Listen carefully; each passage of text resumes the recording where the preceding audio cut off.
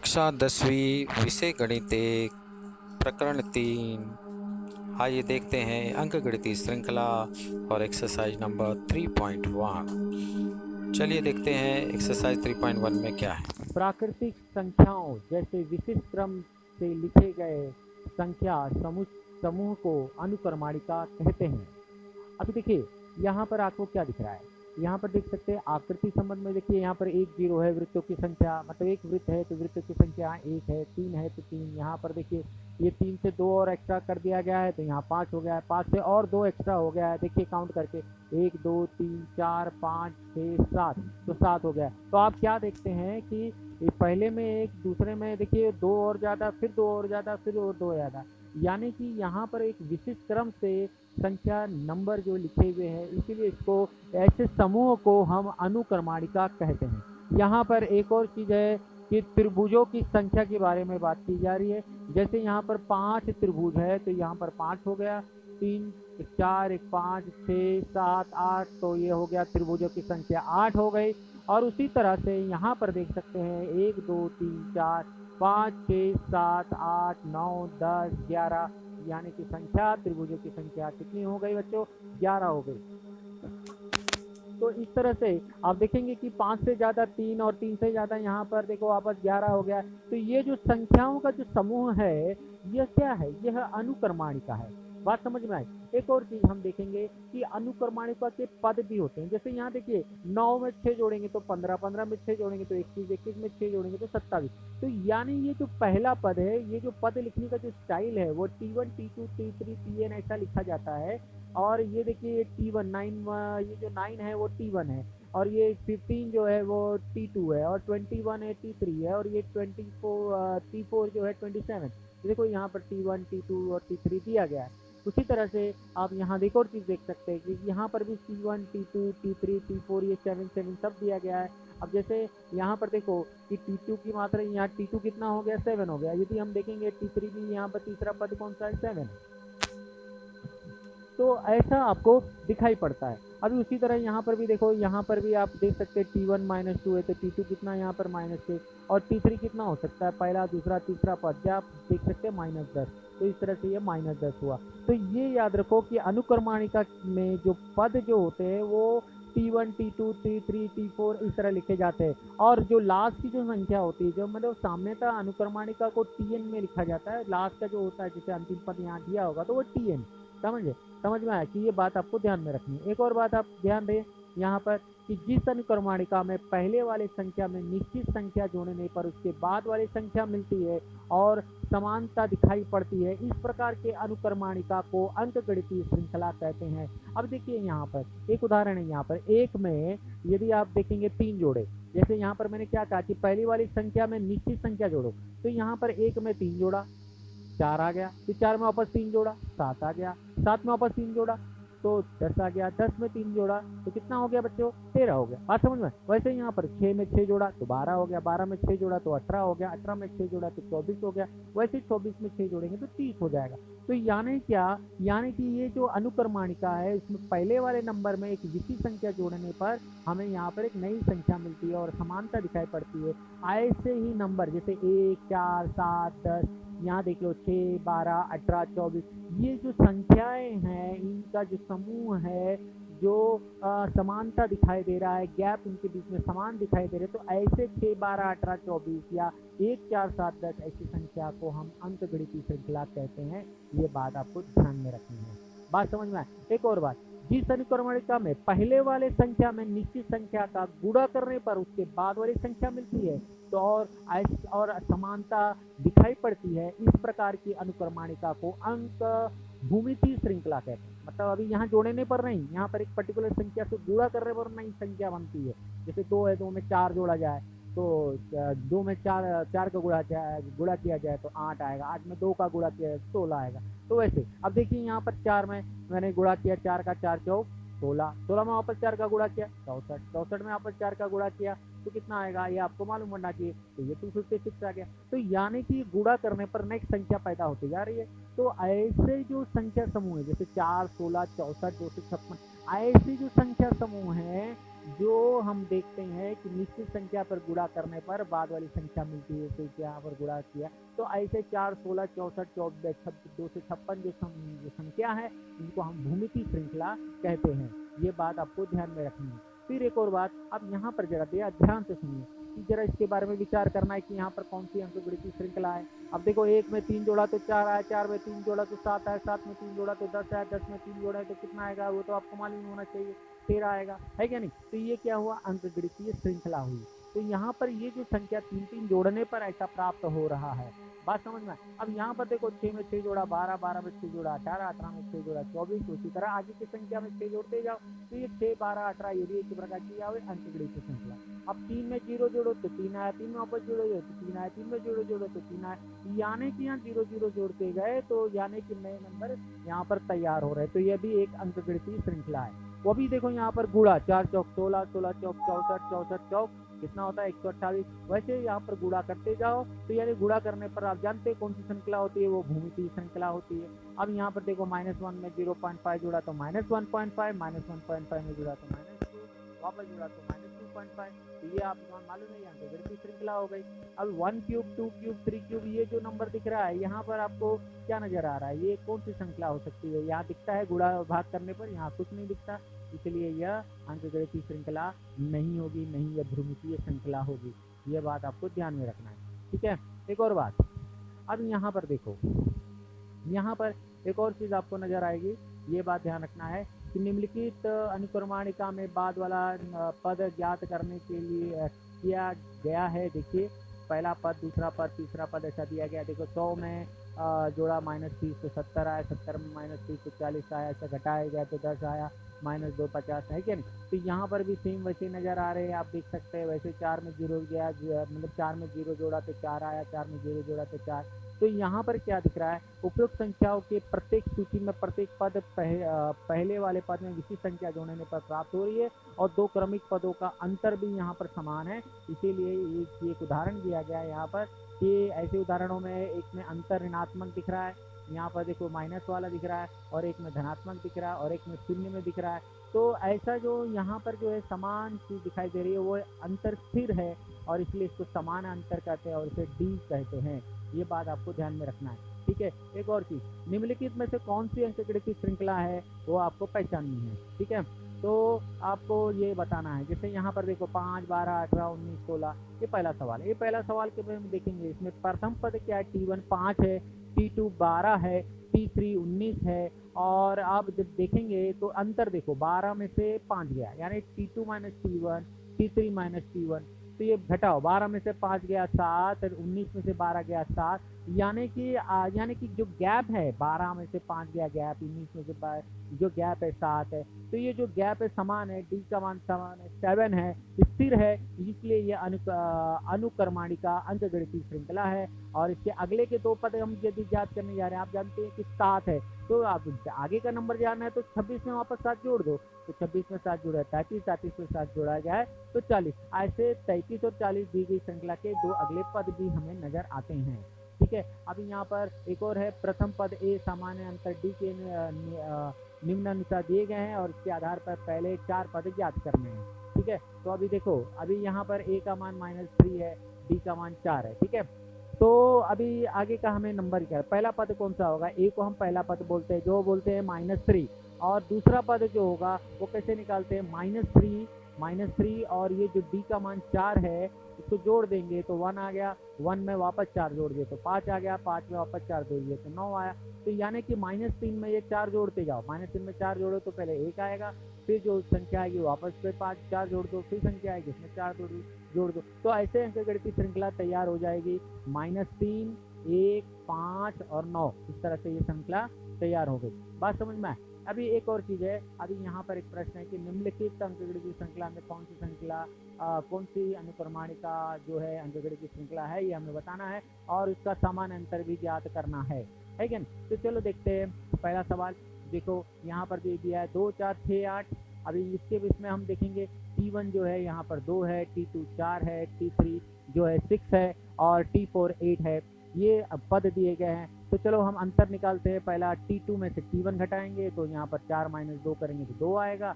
उसी तरह यहाँ पर हम एक और है T3 - T2 करेंगे तो 6 - 4 2 आ जाएगा। फिर उसी तरह T4 - T3 करेंगे तो 8 - 6 2 आ जाएगा। देखो T4 - T3 T4 - T3 तो ये 2 आएगा, यानी ये 2 2 2 2 3 सब में समान आ गए। इसका मतलब सामान्य अंतर 2 है, अचर है, और इसलिए यह अंकगणितीय श्रृंखला में है। तो इस तरह से हमने ये देखा 3.1 का पहला सवाल। अब हम देखते हैं एक और सवाल, ठीक है। तो इसके अंदर हम देखते हैं जैसे अभी दूसरा सवाल है 2 5/2 3 और 7/3। देखो यहाँ पर दिया गया है। अब इसे हम चेक करेंगे। पहले हम T1 निकालेंगे, T1 T2 जो 5/2 है, T3 3 है, T4 7/3 है।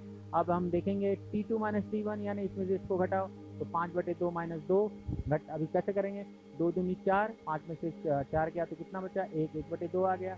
उसी तरह T3 - T2, देखो T3 - T2 करेंगे, T3 - T2 तो कैसे 3 - 5/2 तो कैसे करेंगे, 2 तिहाई 6 में से 5 गया कितना बचा, 1/2 आ गया। इसी तरह T4 - T3 7/3 -3 3 3 9 7 - 9 किया तो -2/3 आ गया। फिर इसी तरह सामान्य अंतर जो है यहाँ पर देख सकते हैं, ये अलग अलग आ गए नंबर, इसलिए अचर नहीं है और इसीलिए ये अंकगणितीय श्रृंखला में नहीं है। बात समझ में आए। अब हम तीसरे सवाल के प्रति देखेंगे क्या होता है तीसरे सवाल में। चलो देखते हैं तीसरे सवाल। -10 -6 -2 2 है। देखिए यहाँ पर संख्या दी गई है। अब इसमें देखेंगे T1 -10 है, सही बात। T2 -6 है, ओके। T3 जो है वो -2 है, और ये जो चौथा पद है T4 बराबर 2 आया। बात समझ में आए। तो अभी हम क्या करते हैं, हम क्या कर सकते हैं पहले निकालने के लिए, T2 में से T1 घटाएंगे, है क्या नहीं। फिर T3 में से T2 घटाएंगे, फिर T4 में से T3 घटाएंगे, यानी कि आगे की संख्या माइनस पीछे की संख्या। देखो अभी घटाते हैं तो T2 - T1, तो T2 कितना है यहाँ पर -6 है, तो माइनस, और भैया -10 बाजू में डाल देंगे। देखो ये माइनस वाला इधर आ गया और -10। अब इसके बाद देखो ये माइनस माइनस क्या हो जाता है, प्लस हो जाता है। तो प्लस माइनस जानते ही ये माइनस होता है, यानी 10 में से 6 गया 4 हो गया। बड़ी संख्या की जो चिन्ह है वो डालना पड़ता है, तो +4 हो गया। बात समझ में आए। अभी उसी तरह आप देखेंगे T3 - T2, ये देखो -2 - 6, ये -2 - 6 में माइनस, तो माइनस माइनस क्या हो गया, प्लस हो गया। 6 में से 2 हो गया, कितना बचा, 4। फिर इसी तरह T4 - T3 करेंगे, T4 - T3 तो 2 - 2 है क्या नहीं, तो कितना हो गया, 4 हो गया। अब देखेंगे चारों संख्या देखो नंबर समान आ गया है क्या नहीं, सबका अंतर समान आ गया। तो इसका मतलब यह समान अंतर 4 है, और इस तरह से यह अंकगणितीय श्रृंखला में है। ये बात आपको ध्यान रखना। एक और चलो 5 अभी हम देखते हैं आगे के सवाल। 0.3 0.33 इसमें देखते हैं क्या होता है। इसमें देखेंगे हम सबसे पहली बात, ये नंबर दिया गया है। इसमें देखो T1 का मान 0.3, T2 का मान 0.33 और T3 का मान 0.333 और ये T4। तो अब क्या देखेंगे, हम ये देखते हैं कि सबसे पहले हम घटाएंगे T2 - T1, तो T2 - T1 क्या होगा, तो 0.33 - 0.3। अभी देखो हटाएंगे हम, तो ये 3 में से तो आप जानते हैं 0.3 घटेगा तो 0.00 हो जाएगा, और ये 3 तो वैसे बच जाएगा माइनस करते वक्त। उसी तरह हम यदि T3 - T2 करें, यानी कि 0.333 और 0.33 करें, तो क्या माइनस करो, तो देखो ये 33 और ये 33 तो कट हो जाए, 0 हो जाएगा, और ये एक्स्ट्रा 3 है तो इसलिए यहाँ पर आ गया। उसी तरह T4 - T3 करेंगे तो क्या देखेंगे बच्चों, हम ये देखते हैं कि 0.33 में से इसको घटाएंगे तो ये आएगा, है क्या नहीं, 0.0003 आएगा। अब देखेंगे कि ये अंतर समान नहीं है। ये देखो 0.03 0.003 है, और ये अंतर समान नहीं है। इसका मतलब समान अंतर अचर के बराबर नहीं है, इसलिए ये अंकगणितीय श्रृंखला में नहीं है। ये बात आपको ध्यान में रखना, ठीक है। अब हम आगे की तरफ देखते हैं एक और सवाल, 0 - 4 - 8 - 12 पाँचवें सवाल की तरफ देखेंगे। तो देखो, तो सबसे पहले T1 0, T2 -4, T3 -8, T4 -12। चलो हम घटाना शुरू करते हैं। T2 - T1 तो -4 - 0 तो -4 हुआ, और T3 - T2 करेंगे तो हम बचे क्या जानेंगे, तो -8 -4 तो माइनस माइनस प्लस हो जाएगा, -8 + 4 यानी -4 हो गया। उसी तरह हम T4 - T3 करेंगे, इसमें इसको माइनस करेंगे तो -12 -8 तो माइनस माइनस कितना हो गया, +8। तो अब जानते हैं बच्चों इसको हम कैसे सॉल्व करते हैं, तो -12 + 8 कैसे सॉल्व करते हैं, प्लस माइनस माइनस होता है, यानी 12 में से 8 गया तो कितना बचे बच्चों, 4, और बड़े नंबर का चिन्ह यहाँ 12 का चिन्ह माइनस है, इसलिए -4 हो गया। उसी तरह हम देखेंगे कि -4 सब जगह समान है, समान अंतर -4 अचर है। इसका मतलब ये हुआ कि अंकगणितीय श्रृंखला में है। अब इसके बाद हम देखते हैं छठे सवाल के ऊपर। तो बच्चे यहाँ पर ये नंबर देखो ये दिया गया है, ठीक है। इसमें हम देखेंगे T1 minus 1/5, T2 minus 1/5, T3 बराबर -1/5, T4 बराबर -1.5। तो आप क्या देखेंगे, T2 minus T1 means -1/5 minus -1/5, same minus same, मतलब सेम में से सेम घटाएंगे तो कितना होगा 0, है कि नहीं। तो उसी तरह T3 माइनस T2 मतलब same minus same, once again you will get what 0। Okay, तो वंस अगेन यहाँ T4 माइनस T3 करेंगे, यानी कि T4 minus 1/5 and this minus here -1/5, what you will get the same number minus same number you will get 0, यानी same में से same घटाएंगे तो 0 आएगा, है क्या नहीं। तो सामान्य अंतर कितना हुआ -1/5, है ना, ये अचर है और इसीलिए ये अंकगणितीय श्रृंखला में है। क्या समझे। अब हम देखते हैं सातवें सवाल के पीछे, ठीक है। तो चलो देखते हैं। तो यहाँ पर हम देखेंगे कि देखो बच्चे यहाँ पर दिया 3 + √2 3 + 2 √2 3, ये जब दिया गया है। चलो हम T1 देखते हैं, T1 3 हो गया, T2 3 + 2 √2 हो गया, T3 3 + 2 √2 हो गया, T4 3 + 3 √3 हो गया। चलो देखते हैं T2 minus T1 this minus this, तो ये 3 + √2 - 3 हो गए। तो अभी देखो 3 में से 3 घटा दिया तो √2 आ गया, उसी तरह इसमें घटाओ दिस माइनस दिस। तो अभी देखो हम करते हैं यहाँ पर T3 माइनस T2, T3 कितना है बच्चों 3 + 2 √2 3 + 2 √2 माइनस माइनस, और ये T2 किधर है बच्चों, ये 3 + √2 है तो ये यहाँ आ गया। अब देखो ये 3 में से 3 तो घट जाएगा, 2 √2 में से √2 घटाएंगे, यानी जैसे 2x में से x घटाते तो 1x आता है, तो वैसे √2 आ गया। अब इसी तरह से हम T4 माइनस T3 लेंगे, तो T4 माइनस T3 यानी क्या, आप देख सकते हैं 3 + √2 ये आ गया माइनस, और ये T3 का मान कितना है बच्चे देखो 3 + 2 √2। अब ये 3 - 3 कट हो गया, 3x - 2x, तो कितना हो गया 3x - 2x, x मतलब √2, है कि नहीं। तो इस तरह से आपको √2 मिला, यहाँ पर भी √2 मिला, यहाँ पर भी √2 मिला, सरणी में 2 मिला, है कि नहीं। तो ये समान हुआ, इसका मतलब ये अंकगणित श्रृंखला में है कि नहीं, है कि नहीं। देखो समान है तो है, नहीं समान है तो नहीं, है कि नहीं। तो देखो सामान्य अंतर √2 अचर आया, और इस तरह से यह अंकगणित श्रृंखला में है। तो आपको प्रैक्टिस करनी बहुत जरूरी है। चलो देखते हैं एक और सवाल 127 132 137, इसका क्या होता है, चलो देखते हैं बच्चों। तो यहाँ पर सबसे पहले देखेंगे कि T1 इज 127, T2 बोलो कितना है, आप खुद बोल सकते हैं, T3 कितना है, हाँ वेरी गुड 137। अब चलो माइनस करते हैं T2 माइनस T1, तो what you will gate 132 minus 127 5 आया, है क्या नहीं। तो अभी T3 माइनस T2 वही साउंड मिला, तो 137 माइनस 135 आया। देखो अचर समान आ गया, इसका मतलब क्या हुआ, समान हो गया, यानी कि यह अंकगणित श्रृंखला में है। बात समझ में। तो चलो हम देखते हैं दूसरे सवाल। यहाँ पर हमें पहला पद A दिया गया है, समानांतर D दिया गया है, और A का मान 10 D का मान 5। तो अंकगणितीय श्रृंखला निकालनी। आपको आइडिया बताया था कि पहला संख्या 10 है, तो पहला संख्या 10 यानी T1 10 हुआ, और उसके आगे का जो संख्या है वो हम 10 5 कितना हुआ 15, फिर 20, ऐसा करके आगे का नंबर निकाल सकते हैं। तो देखो T1 कितना हुआ 10, तो अभी इसके आगे T2 निकालेंगे से 10 5 कितना हुआ 15, फिर T3 कितना हुआ 15 और 5 जोड़ेंगे तो 20 हुआ, फिर T4 कितना हुआ 20 और 5 जोड़ेंगे तो कितना हो गया 25 हो गया। बात समझ में। तो ऐसा हम निकाल सकते हैं। चलो हम दूसरे का एक और देखते हैं। A का मान यहाँ पर अंकगणित श्रृंखला निकालनी है, तो T1 कितना हुआ -3, और T2 हमें निकालना है, तो कैसे निकालेंगे -3 + 0 कितना आ गया -3। इसी तरह T3 निकालेंगे तो वापस -3 में जीरो जोड़ेंगे तो -3। तो इस तरह से T4 निकालना है तो वापस 0 जोड़ें, ठीक है। तो इस तरह से अंकगणित श्रृंखला हम निकाल सकते हैं। फिर एक और सवाल हम देखते हैं। यहाँ पर T1 देखो ये आपका सवाल यहाँ पर जो दिया गया है -7 और D½ दिया गया, तो T1 -7 हुआ, है क्या नहीं। तो T2 कितना हुआ -7, और ये 1/2 जो है वो है 0.5, है क्या नहीं। तो -7 + 0.5 यानी -6.5 हुआ, और T3 जो है -6.5 में 0.5 जोड़ना है, तो कितना हो गया, आप जानते हैं माइनस प्लस माइनस होता है, यानी कि 6.5 में से 0.5 घटाएंगे तो कितना आएगा 6, है क्या नहीं। 5 में से 5 गया 0 होता है, तो उसका कोई मतलब नहीं है, 6 - 6 0 हो गया।